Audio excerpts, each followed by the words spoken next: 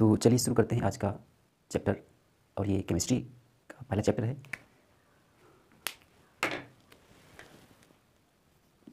रासायनिक अभिक्रियाएं एवं समीकरण, ये मेरी फर्स्ट चैप्टर है और हम शुरुआत यहीं से करेंगे। ये चैप्टर आपके एग्ज़ाम के लिए बहुत ही महत्वपूर्ण होगा। इस चैप्टर की शुरुआत बहुत ही बेसिक तरीके से हम करना चाहते हैं। केमिस्ट्री एक ऐसा विषय है, एक ऐसा टॉपिक होता है, आपके पूरे सिलेबस का एक ऐसा सब्जेक्ट है जो आपके जीवन के हर आयाम से जुड़ा हुआ है। आपके जीवित रहने से लेकर के खाने पीने की वस्तुओं तक हर जगह ये केमिस्ट्री उपस्थित है। तो इसकी शुरुआत करते हैं आपके दैनिक जीवन से। पहले तो ये जानिए कि इस चैप्टर में हम पढ़ेंगे क्या।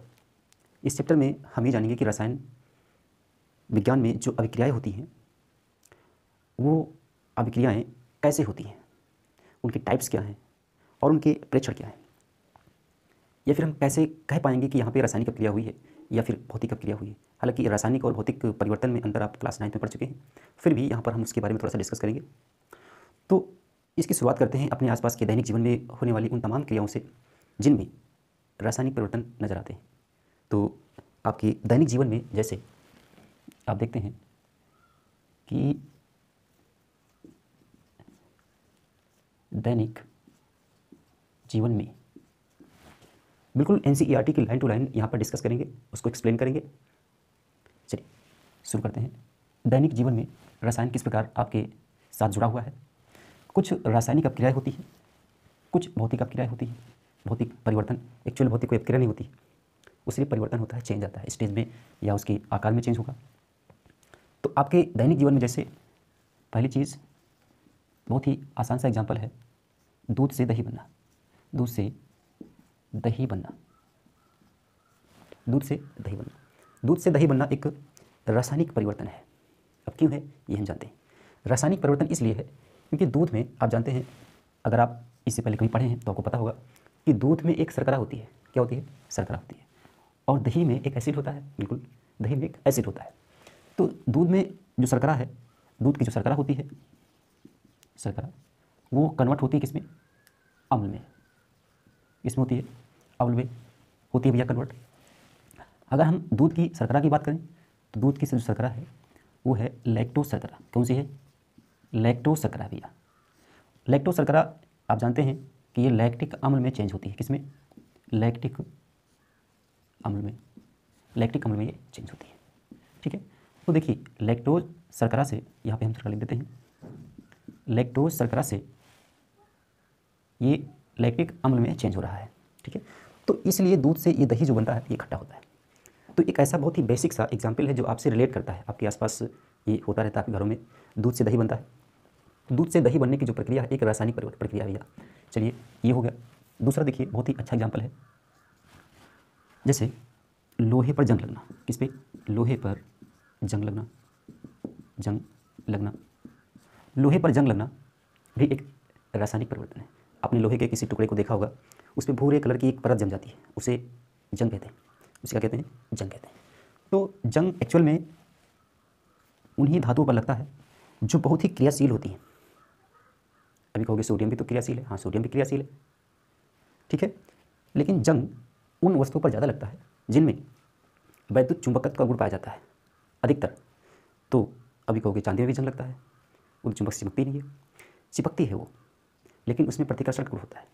चलिए देखिए, लोहे पर जंग लगना एक कैसी प्रक्रिया है? रासायनिक प्रक्रिया है। अच्छा, अभी कहोगे ये कैसे होता है, इसको भी दिखाइए। तो ये आप देख लीजिए, लोहा कोई भी हो, अगर आप उसे खुले में रख देते हैं, कहाँ रखते हैं? खुले में। खुले का मतलब आप उसे कहीं भी ऐसी जगह रखेंगे जहाँ पे इसको मिलने के लिए O2 हो। साथ में अगर इसको थोड़ी सी नमी मिल जाए तो जो आयरन है ये ऑक्सीजन और जल से अपक्रिया कर लेगा। तो क्या बना लेगा भैया? ये आपका बनेगा FeO।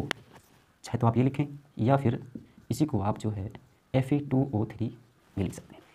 तो ये जो आयरन ऑक्साइड प्राप्त हुआ है, ये जो आपको आयरन ऑक्साइड प्राप्त हुआ है, आयरन ऑक्साइड प्राप्त हुआ है, ये ही तो हमारा जंग है।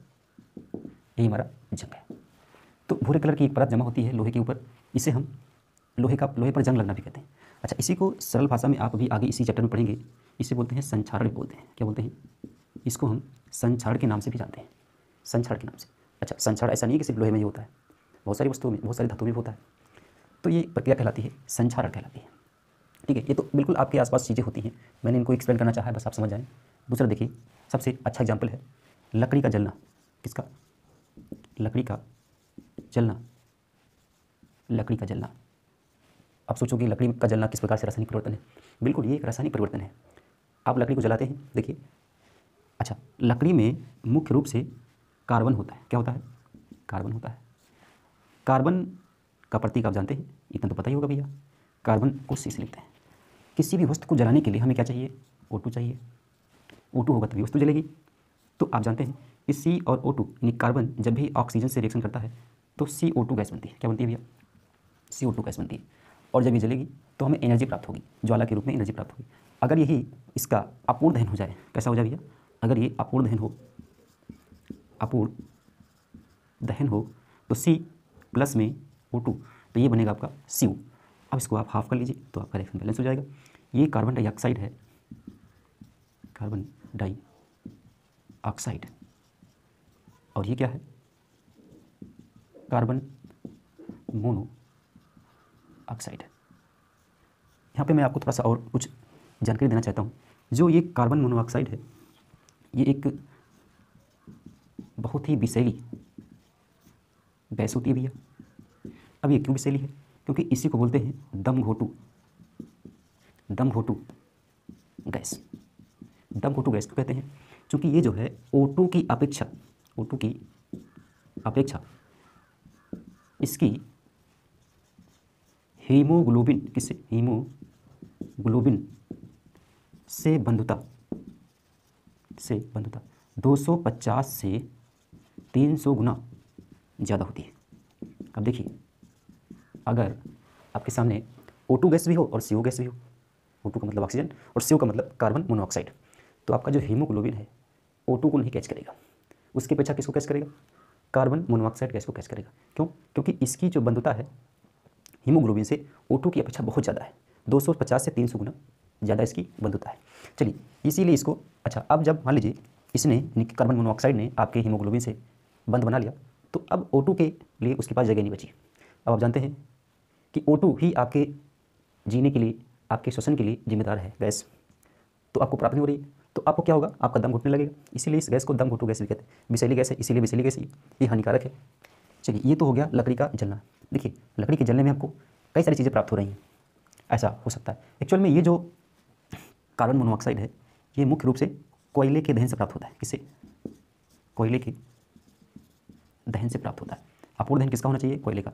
लकड़ी के दहन से मुख्य रूप से CO2 गैस ही प्राप्त होती है, कार्बन मोनोऑक्साइड गैस कम प्राप्त होती है। लेकिन अगर कोयले का दहन किया जाए, वो भी कोयला कौन सा हो? पत्थर कोयला हो।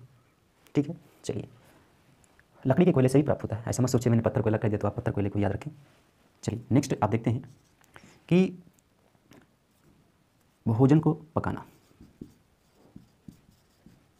भोजन को पकाना। आप कहो कि भोजन को पकाने में किस प्रकार रासायनिक परिवर्तन होता है? अच्छा, भोजन को पकाने में आप लकड़ी को जलाते भी तो हैं, लकड़ी का दहन होता है, लकड़ी का दहन होता है। लकड़ी का जब दहन होगा तो आप जानते हैं ये सारी प्रक्रिया हो सकती है। दूसरी चीज़, आप जिस भी चीज़ को पका रहे हैं, जिस भी चीज़ को आप पका रहे हैं, तो उसमें आप देखेंगे कि रासायनिक परिवर्तन आपको दिखाई देगा। उसकी चर्चा भी हम बाद में कर लेंगे। चलिए, नेक्स्ट है भोजन जब पक जाएगा तो भाई इसको खाना पड़ेगा, भोजन को पचाना पड़ेगा। भोजन का पचना, देखिए, भोजन का पचना सबसे बेहतरीन एग्जाम्पल हो सकता है एक रासायनिक परिवर्तन का, क्योंकि भोजन का पकना जो है ये बड़ी आसानी से होने वाला प्रक्रम नहीं है। भोजन को आप खाते हैं, भोजन को खाने के बाद में आप जानते हैं कि मुख से लेकर के ये गुदा तक, कहाँ तक भैया? गुदा तक एक डाइजेस्टिव सिस्टम फैला हुआ है। क्या फैला हुआ है? डाइजेस्टिव सिस्टम यानी कि पाचन तंत्र फैला हुआ है। अच्छा, मुख से गुदा तक पहुंचने के लिए इसके पास कई सारे कंपोनेंट्स होते हैं, यानी कहने का मतलब है कि भोजन कई जगहों से गुजरेगा। तो मुख के बाद में हम इसको बिल्कुल आपको दिखाई देते हैं, थोड़ा सा जानकारी देते हैं। मुख से कहाँ जाएगा? ग्रास नली में, जिसे ग्रसिका भी बोलते हैं। फिर आमाशय में जाएगा, आमाशय में जाएगा, आमाशय से छोटी आंत, यानी कि स्मॉल इंटेस्टाइन, शॉर्ट में लिखे हैं, जगह नहीं है। फिर लार्ज इंटेस्टाइन, मुख में, ग्रासनली में, आमाशय में small intestine, large intestine. Small का मतलब छोटी आंत, ये बड़ी आंत है, और फिर लास्ट में गुदा से बाहर निकल जाता है जो भोजन आपका बचता है। मुख में आप जानते हैं कि टाइलिन एंजाइम यानी कि लार होता है, लार में आपका एंजाइम होता है, लार में आपका टाइलिन एंजाइम होता है, टाइलिन एंजाइम होता है। ठीक है, ये अब हम इसको यहाँ कम एक्सप्लेन करेंगे क्योंकि अभी इसका चैप्टर आगे आएगा तो तब देखेंगे। फिलहाल ये एंजाइम आपका क्या काम करता है भैया, स्टार्च को माल्टोज में, किसमें, माल्टोज में चेंज करता है, माल्टोज में चेंज करता है। ग्रास नली में कोई पाचन नहीं होता, पाचन की प्रक्रिया दिखा रहे हैं आपको, ग्रास नली में कोई पाचन नहीं होता, लेकिन यहाँ पे जो भोजन है वो कर्माकुंचन गति के द्वारा आगे आमाशय में भेज देते हैं। हालांकि ये जो कर्माकुंचन है ये ग्रास नली में ही नहीं होता है, ये इस पूरे तंत्र में होता है। अगर कर्माकुंचन नहीं होगा तो भोजन आगे बढ़ेगा ही नहीं, इसलिए ग्रास नली में कोई पाचन तो नहीं होता है, लेकिन कर्माकुंचन यहाँ से शुरू होता है। फिर आमाशय में जठर रस होता है, इसको जठर लाइपेज भी कहा करते हैं। जठर रस में आप जानते हैं कि HCl होता है, श्लेष्म होता है, क्या होता है, श्लेष्म होता है। स्मॉल इंटेस्टाइन में पाचन, अच्छा ये थोड़ा सा काफ़ी, स्मॉल इंटेस्टाइन छोटी आंत में पाचन की बहुत ही महत्वपूर्ण प्रक्रिया होती है। इसमें आपका पित्तरस आकर के मिलता है, पित्तरस,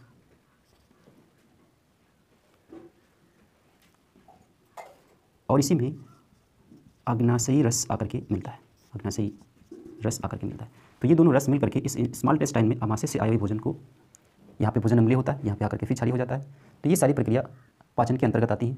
और आप देखते हैं कि पाचन एक बहुत ही विस्तृत प्रक्रिया है जिसमें भोजन मुख से लेकर के स्मॉल इंटेस्टाइन में पाचन की लगभग प्रक्रिया हो जाती है। जो प्रक्रिया बचती है वो थोड़ी बहुत, वो कहाँ होती है, लार्ज इंटेस्टाइन में होती है। बाद में भोजन को बाहर निकाल दिया जाता है। पाचन हो गया। उसके बाद आप देखते हैं आपके आसपास और कोई हो सकती है रिएक्शन,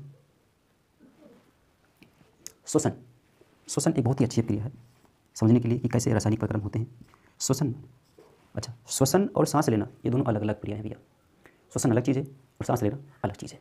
तो यहाँ पे हम सांस लेना एक भौतिक प्रक्रिया है, उसमें बाहरी और आपके बाहरी अंग वही काम करते हैं, लेकिन जो श्वसन है उसमें आप जानते हैं कि एनर्जी हमें प्राप्त होती है जब हमारे शरीर में ग्लूकोज का दहन हो। किसका दहन हो भैया, ग्लूकोज का दहन हो, ग्लूकोज का दहन हो।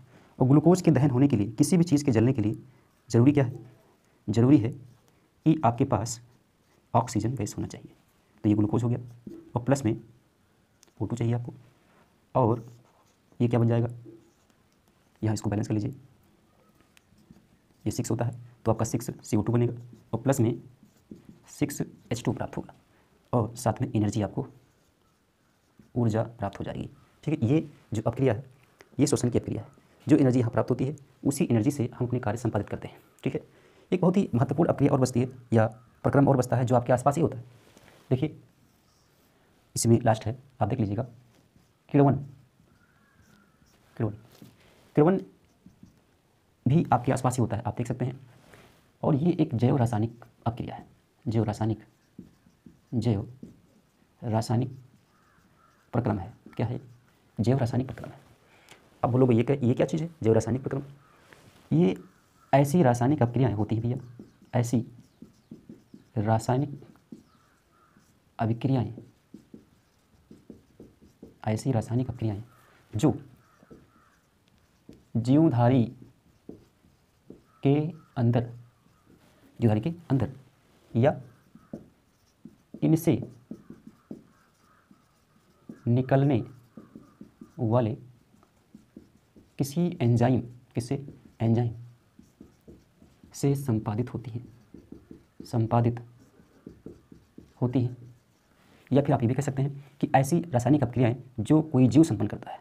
ठीक है, तो ऐसी अपक्रियाएं क्या कहलाएंगी, ये